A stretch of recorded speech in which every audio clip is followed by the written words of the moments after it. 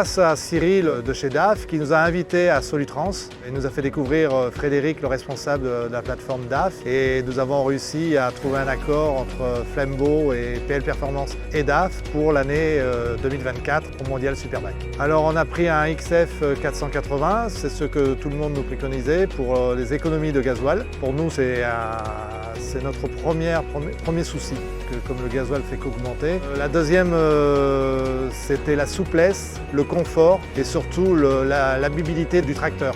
On a des couchettes qui sont formidables et nous on y passe minimum 10 jours d'affilée et vivre dans un tracteur, c'est quand même, il faut du confort. La fiabilité, c'est important. DAF nous a fait, dont on a confiance en eux parce qu'ils nous ont fait une garantie d'1 an sur ce véhicule et ça veut dire qu'ils sont conscients que nous on a besoin d'avoir un véhicule qui soit fiable en permanence.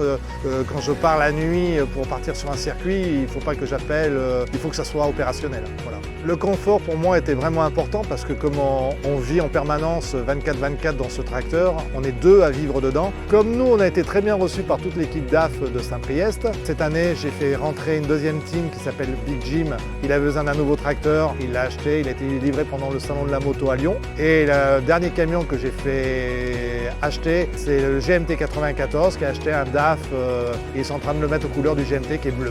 La team Flambeau va s'agrandir. Sur nos prévisions, il y a minimum un tracteur, voire 2 tracteurs qui sont préconisés pour finir l'année, pour faire plutôt la saison 2024-2025. Ce sont des tracteurs DAF VO. J'ai passé la journée au centre VO DAF, beaucoup de camions de tous les genres, des blancs, des rouges, des jaunes, des noirs. Et en fait, ce que je m'aperçois, c'est que sur l'occasion, il y a un vrai truc à faire pour tous les budgets, pour tout le monde. Si un forain veut un camion qui a 1 million de kilomètres, il pourra le trouver. Si des jeunes veulent s'installer sur une nouvelle entreprise avec un camion qui a 200-300 000 km, ils pourront aussi le trouver. Donc je trouvais ça super. En vérité, c'est un camion qui va coûter peut-être 2 fois moins cher. Comme première acquisition, c'est vraiment bien quoi. Donc surpris de voir autant de camions ici. C'est complexe. Après, ça dépend de chacun. Il y a peut-être une grosse entreprise qui va dire moi, mon mulet, il est mort. Je vais reprendre un mulet, je ne vais pas mettre de budget, je veux un camion qui a 700 000. Je le mets dans le fond de la cour, si on en a besoin, on le prend.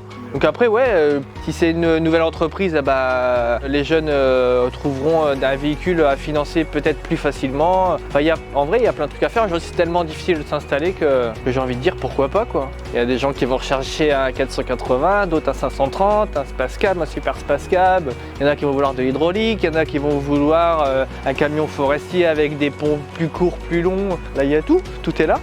Et voilà, après, il en faut pour tout le monde quoi. C'est vraiment particulier. Peut-être moi, je pourrais acheter mon camion personnel pour moi par exemple, voilà, et ça va me coûter beaucoup moins cher qu'à d'acheter un neuf.